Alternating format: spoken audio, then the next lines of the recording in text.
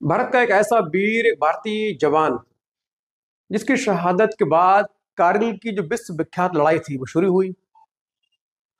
कारगिल की लड़ाई जो दुनिया के सबसे असंभव, चुनौतीपूर्ण, खतरनाक युद्धों में से एक था, क्योंकि एक तरफ दुश्मन देश यानी पाकिस्तान की सेना हमसे 17,000, 18,000, 19,000 फीट जैसी दुर्गम चोटियों पर मजबूत स्थिति में बंकर बनाकर मजबूत अम्युनिशन आर्म्स, बड़े बड़े हथियार लेकर बैठी हुई। दूसरी ओर हमारी सेना नीचे से धरातल से पूरा इक्विपमेंट, गोला बारूद, खाने का सामान, 72 घंटे की लड़ाई का सामान लेकर ऊपर रस्सी के सहारे चढ़ती हुई 60 से 70 डिग्री की खड़ी चढ़ाई, उसको चढ़कर ऊपर चढ़ती, उसके बाद लड़ाई करती, उसके बाद पाकिस्तानी सेना के हमले को विफल करती।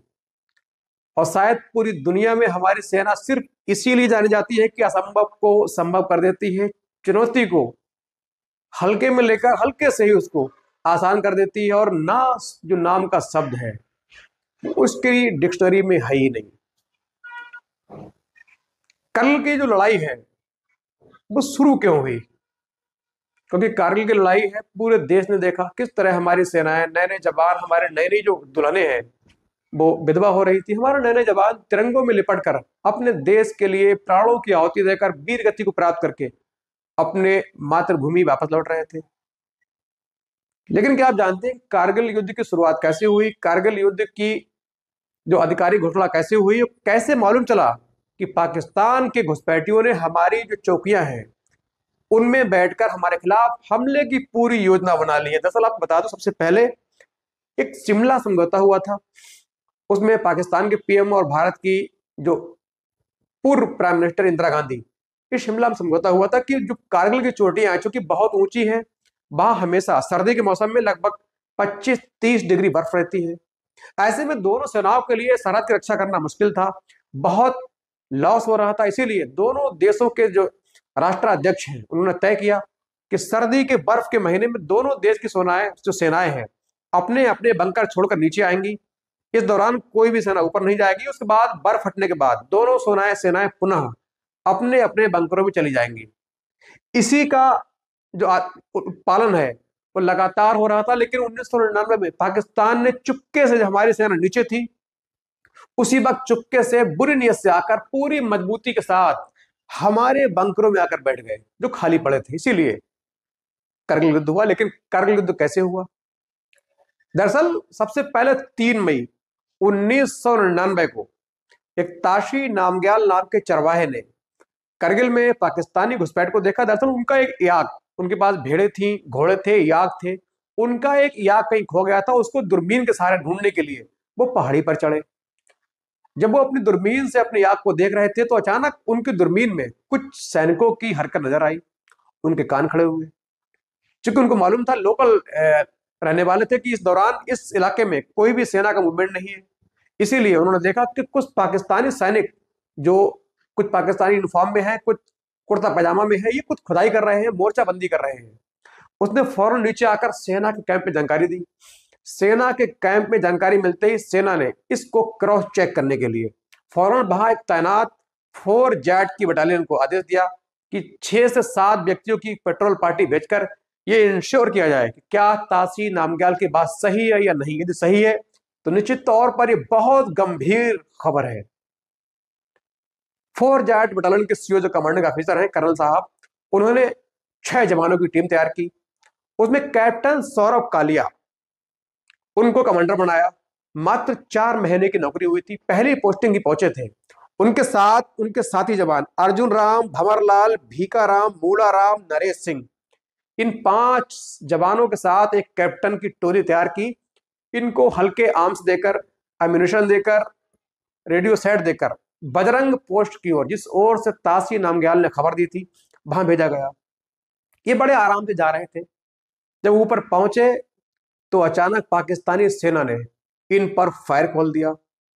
इन्होंने अपना मोर्चाबंदी संभाली, अपने अपनी जो आड़ है पकड़ी, जगह पकड़ी, पत्थर में छिपे लगातार फायरिंग की और पाकिस्तानी सेनाओं को मुंहतोड़ जवाब दिया।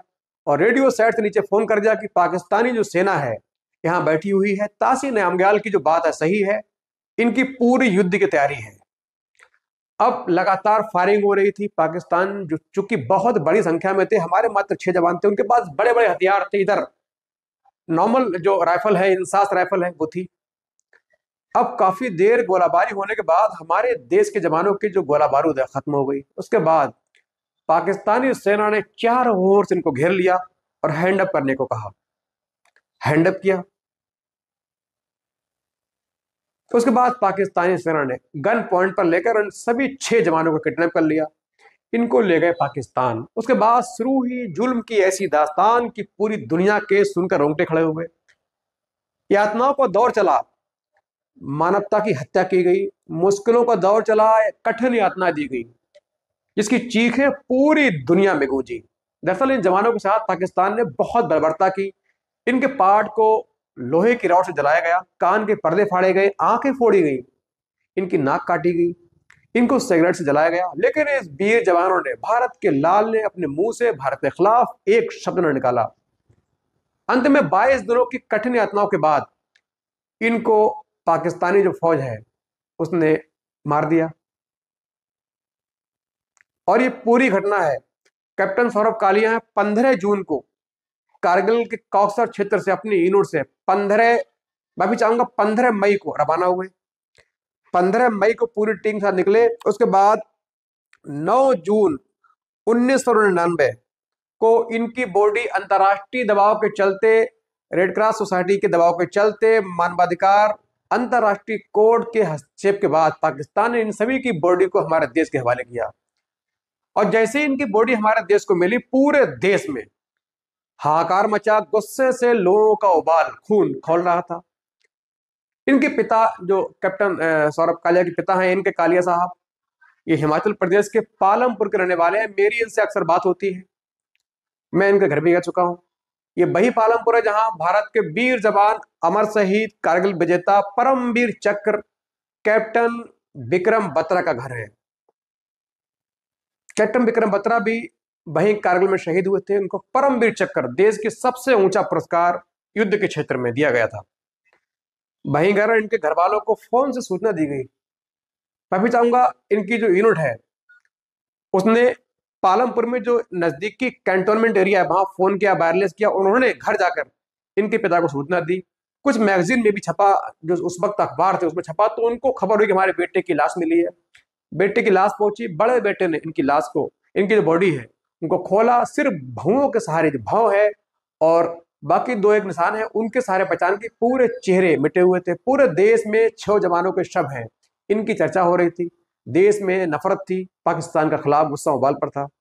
उसके बाद पाकिस्तान के खिलाफ युद्ध की घोषणा की गई। फिर हमारी जवानों ने किस प्रकार, हमारे रणबांकुरों ने पाकिस्तानी सेना के छक्के छोड़ाए, पूरी दुनिया ने देखा। उनके घर में जाकर उनको मारा, सामने से जाकर गन पॉइंट पे जाकर 17,000, 16,000, 5-6-7 किलोमीटर की ऊंचाई पर चढ़कर जाकर उनके सामने से, गन के सामने से जाकर उन्हीं को मार दिया। ऐसा हमारी सेना ने किया। और कैप्टन सौरभ कालिया 1997 में ये सीडीएस के जरिए आर्मी में भर्ती हुए। शुरू से ही सेना में जाने का शौक था, सेना में गए, भर्ती हुए, ट्रेनिंग की। 1998 के दिसंबर में ये पासिंग आउट हुए। उसके बाद जनवरी 1999 में ये बरेली के जाट सेंटर पहुंचे, क्योंकि इनकी पोस्टिंग है, इनको कमीशन है, वो जाट रेजिमेंट में दिया गया, जिसका सेंटर यूपी के बरेली में है। वहां से जनवरी के पहले सप्ताह में ये अपनी यूनिट 4 जाट के लिए करगिल पहुंचे, जहां इनकी यूनिट की डिप्लॉयमेंट थी। और वहीं से पूरी घटना घटी। उसके बाद कैप्टन सौरभ कालिया के जो पिता हैं, इन्होंने पूरी दुनिया के जो कोर्ट, जो अंतर्राष्ट्रीय कोर्ट हैं, सोसाइटियां हैं, सबको फोन किया। पूरे भारत में इन्होंने हर दफ्तर के चक्कर काटे जहां लगता था कि पाकिस्तान को यहां से सजा मिल सकती है। लेकिन अफसोस, उनके पिता का कहना है कि आज तक उनके बेटे के कातिलों को उनको कोई भी कोर्ट पनिशमेंट नहीं दिला पाया। उनका कहना है कि मैंने कई जोड़ी चप्पल घिसी, जूते घिसे अपने बेटे की शहादत का बदला लेने के लिए। क्रूर पाकिस्तानी सैनिकों पर शिकंजा कसने के लिए भारत के हर कोर्ट गया, हर नेता से सिफारिश की, लेकिन आज तक उनके बेटे के इंसाफ के लिए किसी ने बात नहीं की। उनका ये दर्द है, अक्सर उनकी बातों में छलकता है। उनके कई इंटरव्यूज नेशनल चैनल पर भी है, यूट्यूब पर भी है। आप सुनेंगे तो आप खुद लगेगा कि उनके पिता जो है बहुत नाराज है। उनका कहना है कि उनके पिता जो बेटा है उसके बलिदान पर हमें बहुत फख्र है, लेकिन उनके जो कातिल हैं उनको सजा न मिलना कहने के उनके दिल में आज भी एक टीस की तरह चुपता है। और कैप्टन सौरभ कालिया को हमारा सैल्यूट। दोस्तों वीडियो कैसा लगा ये कमेंट करके जरूर बताएं। अच्छा लगा हो चैनल को सब्सक्राइब भी करें।